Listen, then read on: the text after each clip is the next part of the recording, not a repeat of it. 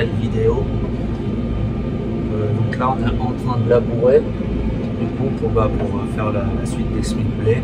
Donc là on est autour de la ferme dans des terres de bois, donc bon, ça se laboure vraiment tout seul, hein. Comme vous avez pu voir, vous allez voir sur les images, on laboure entre 10 et 11 km/h. Le tracteur a 1600 tours, donc ça se laboure tout seul. Pourquoi on laboure du coup? Là le but de labourer, c'est que ça permet de se mettre tout de suite derrière. Si on passait un coup de cultivateur, il faudrait qu'on attende quelques jours que ça évente en fait pour pouvoir semer. Et comme bon, en ce moment la météo ne nous gâte pas spécialement, on a du mal à avoir 3 jours de boue à la suite.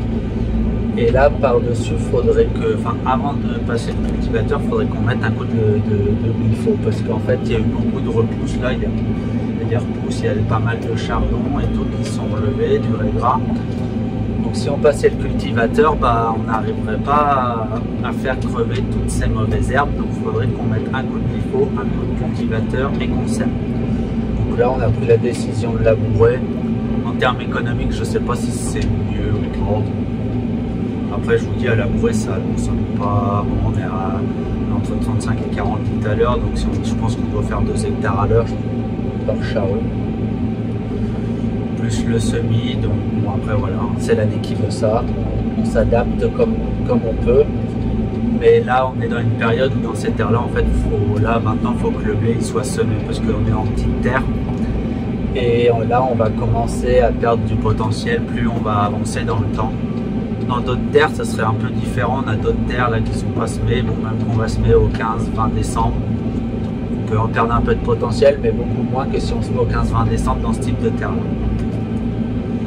Et aussi pourquoi du coup si on laboure, on gratte pour semer en direct. En fait dans ces terres là il faut vraiment que le blé soit semé, bien semé, qu'il soit bien recouvert pour avoir un bon enracinement, parce qu'on est dans des terres qui sont légères et dès qu'on va avoir un coup de sec, si le blé n'est pas bien raciné, tout de suite ça va le griller, ça va le freiner et on va perdre en rendement. Autant on a des terres où on pourrait semer dire un petit peu plus à l'arrache, il pourrait y avoir un peu de grain dessus, tout ça, ou ça pourrait un petit peu pitouiller un peu plus, on perdrait pas spécialement de potentiel. Mais dans les terres de bois là comme ça, il faut vraiment avoir une qualité de semis au top, parce que sinon après tu perds du rendement. S'il y a des grains dessus et tout, ça va pas bien se raciner.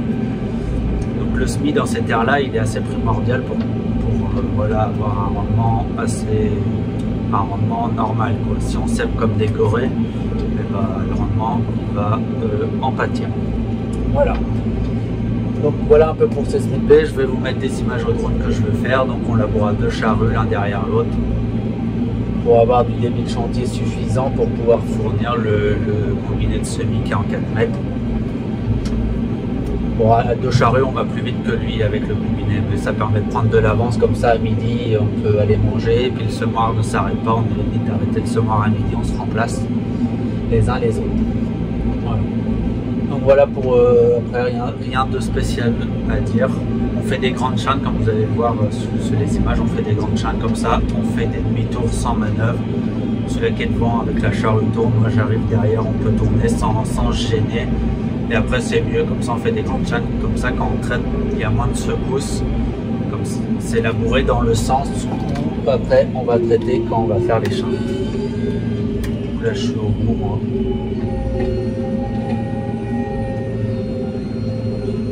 Allez, je vous laisse sur quelques images au drone et puis je vous reprendrai peut-être à la fin ou plus tard dans une autre technique de semis, parce que là il n'y a pas grand chose de plus à dire, hein. On laboure à 15-20 cm. Ici on ne peut pas labourer trop creux parce que on chope vite les cailloux. Je vais vous faire voir une image. L'autre jour là on a une cave qui s'est ouverte dans un champ, comme ça vous allez voir l'épaisseur de terre qu'on a dans certains champs. En fait des fois on entend la charrue qui passe sur les cailloux, donc là des fois il faut ralentir et il faut bien adapter la profondeur de labour pour pas sortir les cailloux. Bon allez, moi je vous mets des images et je pense qu'on se retrouvera un peu plus tard dans la semaine, peut-être pour une autre technique de semis au Semavator, voir comment ça évolue. Comme vous avez pu le voir aussi, vous avez avez pu voir au départ sur la vidéo, quand je laboure, moi j'ouvre en fait une raise sur le bord. En fait ça permet de couper l'herbe de la bordure, comme ça arrache bien l'herbe, parce que si on n'ouvre pas et qu'on verse directement, il va toujours y avoir une petite partie qui va pas être labourée en fait. Donc là tu ouvres, ça fait une raise, je le fais avec le socle de derrière. Avec la monorousse c'est assez facile, je baisse ma route derrière, je lève mon relevage et du coup ça le fait plutôt pas mal. Comme ça tire une raise, ça coupe l'herbe et après je le remets dedans pour verser voilà, c'était le long du chemin, pour reverser le long du chemin. Comme ça tout est bien labouré, l'herbe est bien coupée et voilà, c'est comme ça que je fais habituellement.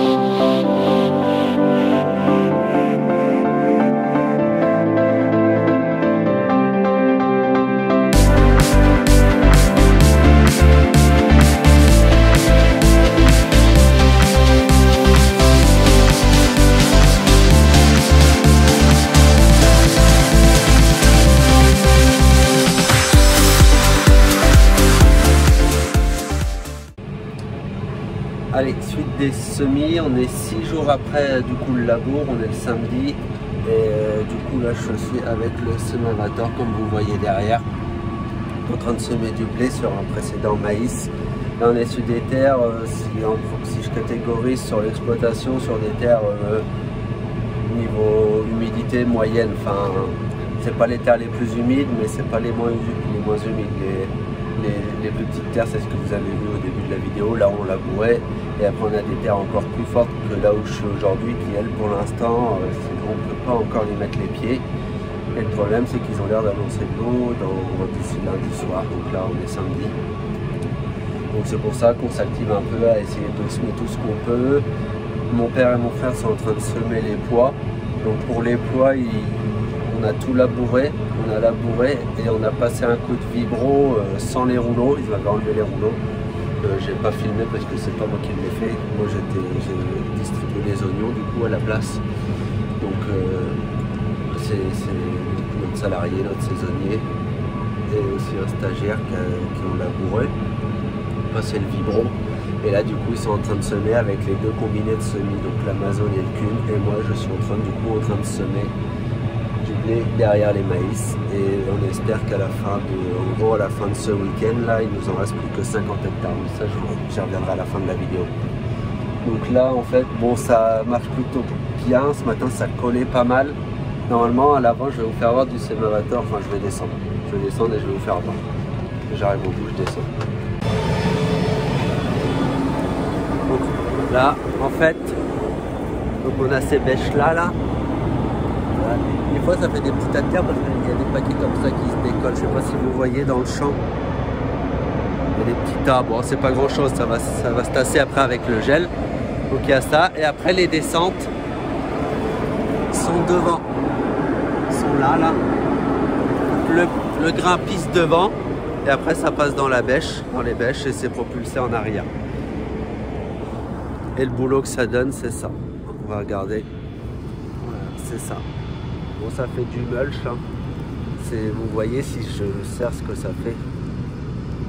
Ouais. Donc bon, ça va pas trop mal. En plus, on a de la chance. Aujourd'hui, ça fait du soleil. C'est dommage qu'il n'y a qu'aujourd'hui qu'ils en annoncent. Mais le boulot, bon, est pas trop mal. Normalement, j'ai des roues là. Ces roues là, mais je les ai relevées à fond avec les 3 points sont relevés à fond. Parce que ce matin, a bourré. En fait, ces roues-là servent à faire la profondeur.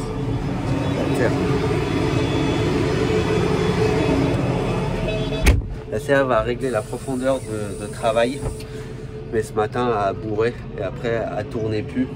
Donc du coup, je les ai relevées à fond. Et je me sers du contrôle des... Je maintiens la hauteur de travail, la profondeur de travail avec le relevage du tracteur. Ce qu'on appelle avec le contrôle du tracteur. Donc de toute façon on fait comme on peut, c'est pas simple tout le temps mais je sais pas si on fait pas ce qu'il y a de mieux mais on essaye de faire ce qu'il y a de moins pire. C'est dommage qu'il n'y ait pas plus de journées comme aujourd'hui parce que là il y a pas mal de soleil aujourd'hui et c'est vraiment bien, ça sèche bien dessus, c'est le top quand ça blanchit dessus là c'est vraiment bien mais demain je crois que ça fait gris et puis hier ça mouillassait. Et là on est dans le champ le plus en pente de l'exploitation, donc même je règle un peu mon relevage quand je monte ou quand je descends. Quand je monte je le relève un peu, quand je descends je le rebaisse un petit peu. Et le but avec cet outil là, ce qui est important c'est de garder une vitesse d'avancement, je veux pas dire élevée, je sais pas, mais pour moi il faut pas rouler à moins de 7 km/h parce qu'en fait les bêches, si tu roules pas assez vite, c'est là que tu vas faire une semelle parce que si la bêche elle va lisser le fond en fait, donc c'est pour ça qu'il faut quand même avoir une certaine vitesse d'avancement pour faire du bon boulot. Moi là j'essaye de me maintenir à 9 km/h, que ce soit en montée ou en descente.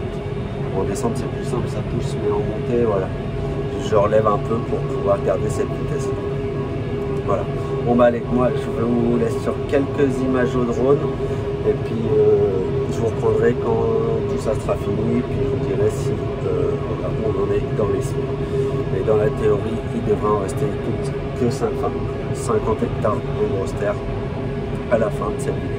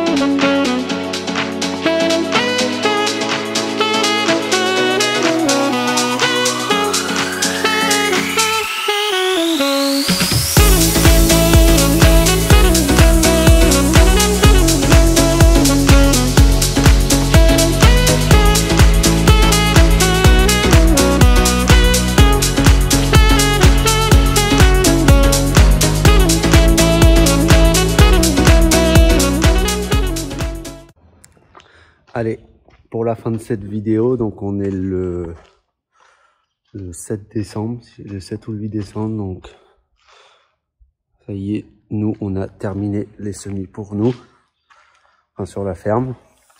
On a fini il y a mercredi soir. Du coup, on a réussi à peu près à semer la surface de blé qu'on sème d'habitude. C'est-à-dire à 5 hectares près.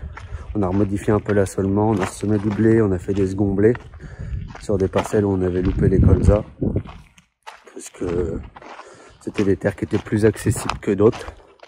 Et il y en a en gros, on a fait ça sur 20 hectares et il y en a 25, 30 qu'on peut pas semer, qui sont trop humides et puis maintenant c'est râpé. Donc cette terre là on y fera du maïs. Du coup voilà, on a ressemé 20 hectares de plus sur des seconds blés. Voilà. Donc bon, on a notre surface de blé, ça c'est très bien. On n'a pas fait spécialement labourer pour finir. On continue à labourer, de toute façon il n'y a pas d'autre chose à faire. C'est tellement gras dessus en fait que ça fait de la pitrouille.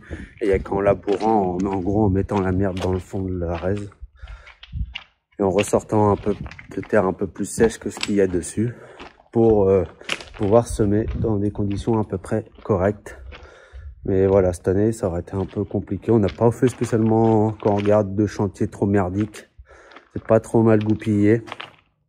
Dans un champ qu'on n'a pas pu semer, on a fait un aller-retour, on a vu que le tracteur piquait, donc on a abandonné. On a dit là c'est pas la peine de faire du boulot de merde pour semer du blé. On fera du maïs, c'est pas grave, faut pas faire n'importe quoi non plus, faut pas semer pour semer. Donc on en a fait au Semavator, hein, on a semé 34, allez 50 hectares en gros avec le Semavator sur des précédents maïs. Voilà. Bon pour nous c'est terminé, on en a peut-être un peu à semer pour un collègue qui nous a demandé avec le Semavator. On va voir si les conditions s'améliorent, si on peut aller le dépanner. Et pour nous c'est fini. Maintenant dans les champs faut attendre que ça se ressuie. Il y aura un peu de pour préparer pour le printemps, peut-être du vibroflex un peu à faire. Un peu de vibroflex à faire sur encore une parcelle de colza qui avait été loupée, mais ça va demander du temps avant que ça se ressuie, du broyage de prairie, tout ça.